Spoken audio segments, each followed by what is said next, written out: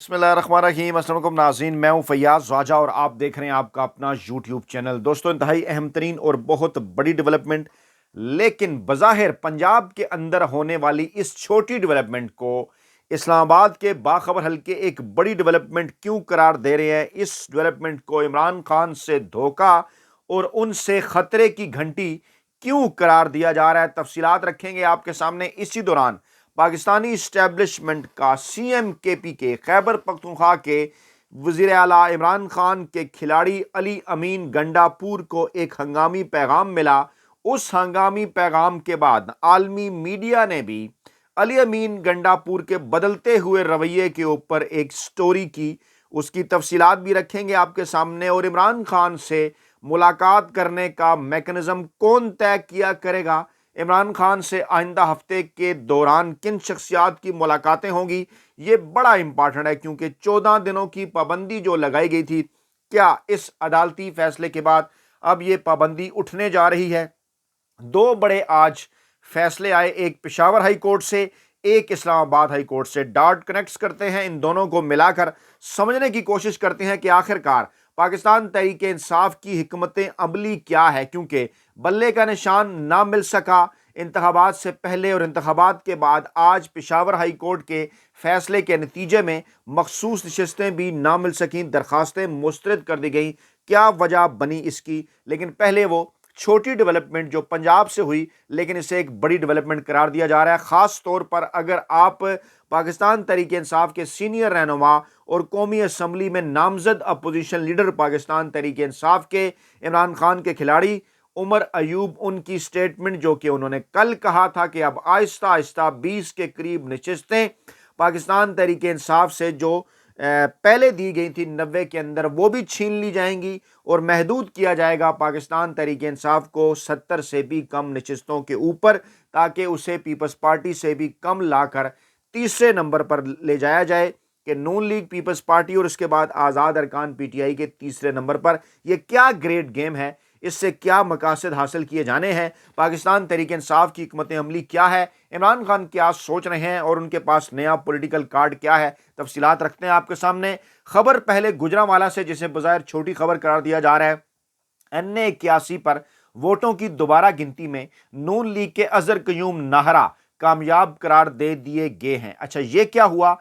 कुछ यूं कि जनाब, अब रिटर्निंग अफसर के मुताबिक अजहर कयूम नाहरा को 3197 वोटों की बढ़तरी हासिल है, उन्हें कामयाब करार दे दिया गया है। जबकि इससे पहले NA 81 पर पाकिस्तान तहरीक इंसाफ के हमायत याफ्ता उम्मीदवार बिलाल एजाज 7791 वोटों की बढ़तरी से कामयाब हुए थे।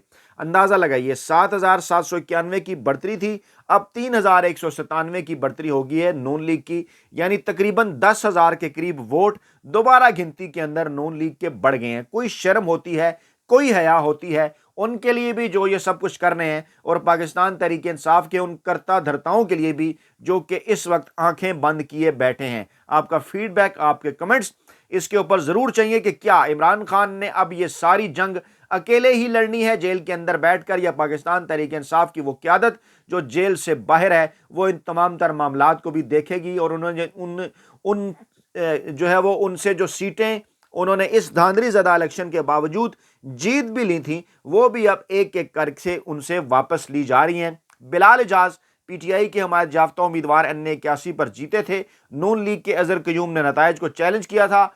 RO ने 75 पोलिंग स्टेशनों पर वोटों की दोबारा गिनती का हुक्म दिया था।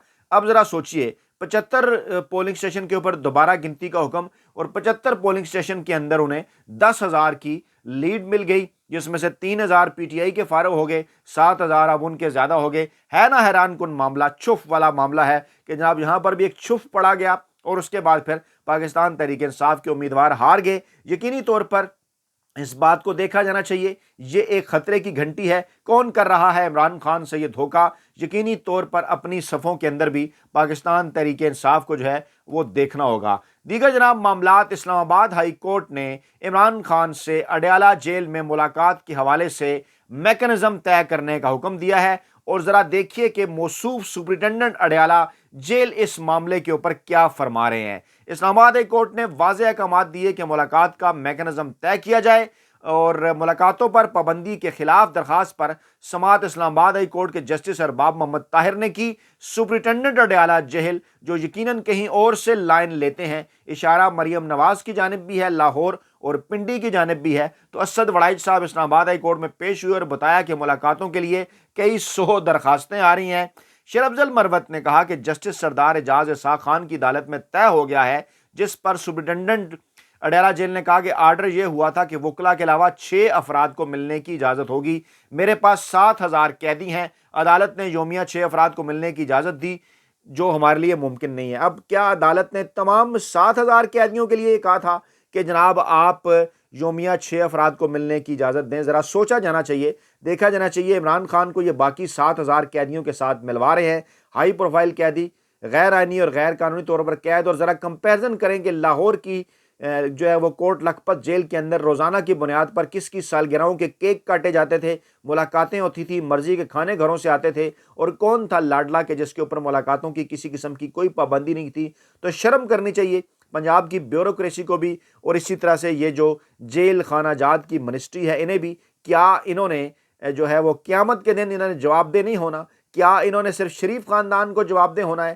کیا آئین اور قانون کے سامنے یہ جواب دہ نہیں ہے کہ جس بیوروکریسی کے اوپر برسہ برس نواز شریف نے اور شہباز شریف نے غیر آئینی اور غیر قانونی طریقے سے ان کی بھرتیاں کر کے گزشتہ 40 برسوں کے اندر انویسٹمنٹ کی تھی، اب وہ بیوروکریسی انہیں پھل دے رہی ہے، اور یہ سارے مل کر عمران خان کے خلاف اس قسم کی سازش کا حصہ ہیں۔ موصوف فرماتے ہیں ہمارے پاس 7,000 قیدی ہیں، ذرا بہانہ چیک کیجئے کہ 7,000 قیدی ہیں، اور کیونکہ 7,000 قیدیوں میں سے روزانہ 6 بندوں نے ان کے ساتھ ملنا ہے، تو ہمارے لیے ممکن نہیں ہے کہ ہم عمران خان سے ملوائیں۔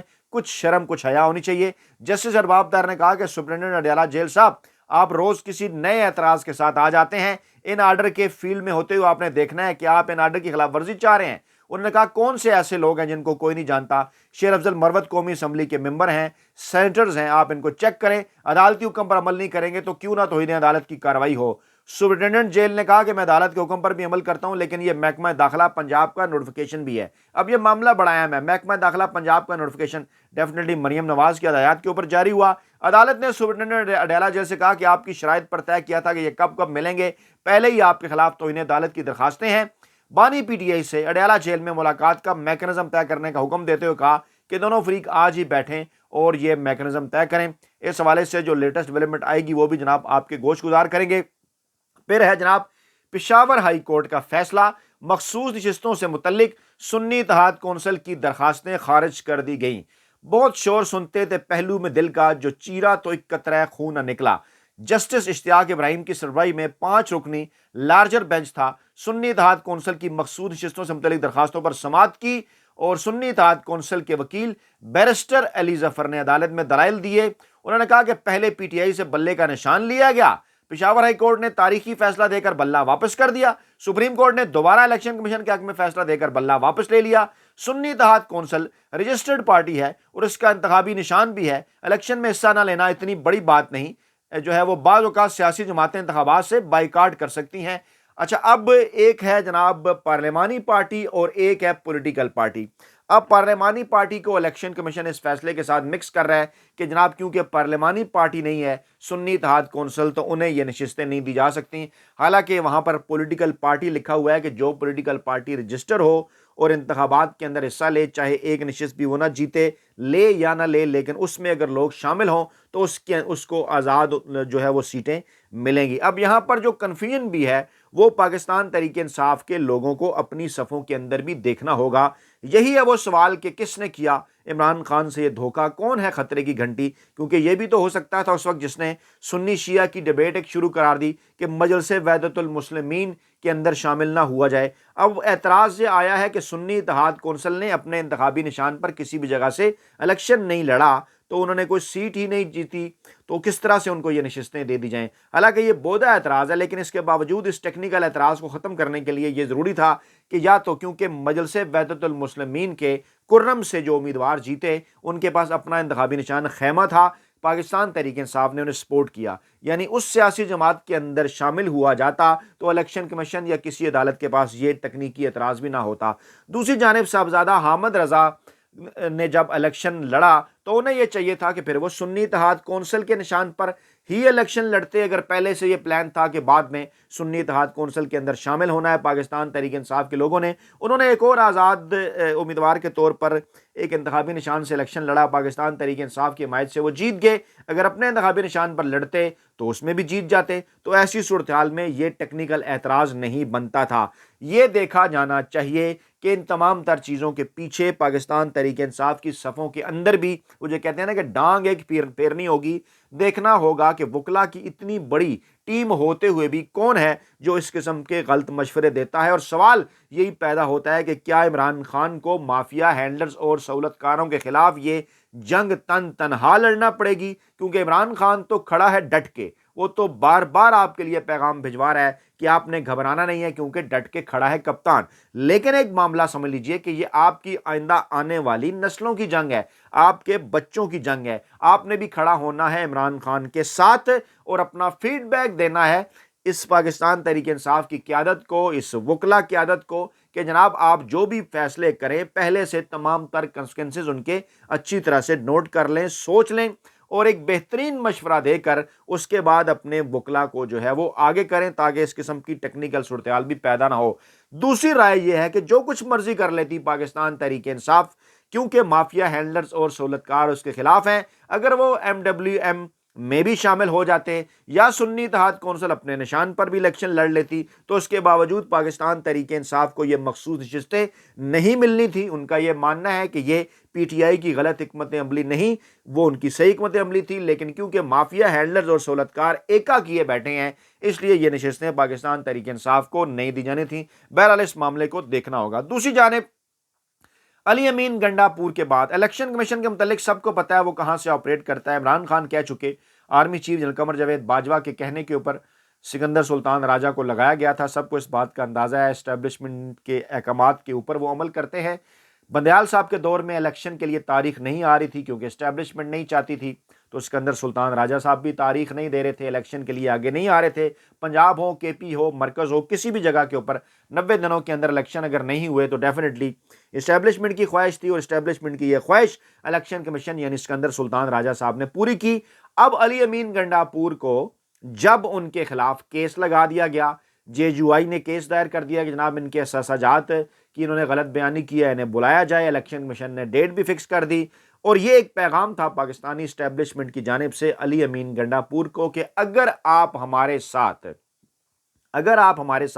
ملاقات نہیں کریں گے یا اس حکومت کو آپ تسلیم نہیں کریں گے، اس کے ساتھ مل کر نہیں چلیں گے، تو پھر آپ سے CM شپ جو ہے وہ لی جا سکتی ہے، آپ کو نااہل قرار دیا جا سکتا ہے۔ علی امین گنڈا پور اس دوران عمران خان سے ملاقات کرنا چاہتے تھے، اس نئی ڈیولپمنٹ کے ساتھ ملاقاتیں بند کر دی گئی، انہیں ملاقات نہیں کرنے دی گئی، تو علی امین گنڈا پور کو عمران خان کے قریبی لوگوں کی جانب سے ہی اس بات کا مشورہ دیا گیا کہ آپ شہباز شریف سے ملاقات کر لیں لیکن اپنا موقف وہاں پر واضح انداز میں بیان کر دیں، اس سے پیچھے نہ ہٹیں۔ اب اس کے اوپر انٹرنیشنل میڈیا بھی سٹوریز کر رہا ہے، انٹرنیشنل میڈیا بھی سوالات اٹھا رہا ہے کہ آخرکار کیا وجہ ہے کہ علی امین گنڈا پور جو کہ چند دن پہلے یہ بات کر رہے تھے کہ وہ شہباز شریف کے جعلی مینڈیٹ کو نہیں مانتے، وزیر اعظم شہباز شریف سے ملاقات کے بعد ان کے رویے کے اندر تبدیلی کیوں آئی، اور ان کا یہ جو سافٹ ٹون ہے اس کی کوئی وجہ ہے؟ کیا وجہ ہے؟ کیا اس کی وجہ کسی قسم کی کوئی مجبوری ہے؟ کیونکہ پہلے انہوں نے کہا تھا یہ وزیر اعظم فارم 45 والے نہیں، ابھی تک واضح نہیں کہ یہ واقعی عوام کے مینڈیٹ سے بنے یا ROs کے فیصلے سے، اس لیے ان کی حلف برداری کی تقریب میں جانا درست نہیں۔ اور یہ بات علی امین گنڈا پور نے گزشتہ ہفتے شہباز شریف کی تقریب حلف برداری میں شرکت کے حوالے سے پوچھے گئے ایک سوال کے جواب میں کی تھی، لیکن پھر کل وہ اسی وزیر اعظم شہباز شریف سے ملنے وزیر اعظم ہاؤس پہنچے اور شہباز شریف سے اپنی ملاقات کو بہت مثبت قرار دیتے ہوئے پریس کانفرنس سے خطاب کرتے ہوئے یہاں تک کہا کہ وزیر اعظم نے انہیں مختلف معاملات پر اپنی مکمل سپورٹ کی یقین دہانی کرائی ہے۔ علی امین گنڈا پور کا موقف پاکستان تحریک انصاف کی مخالف سیاسی جماعتوں کے متعلق خاص طور پر عمران خان کی حکومت کے خاتمے اور گرفتاری کے بعد خاصا سخت رہا ہے، اور انہیں وزیر اعلیٰ نامزد کر کے عمران خان نے مفاہمت نہ کرنے کی پالیسی جاری رکھنے کا اندیا دیا تھا۔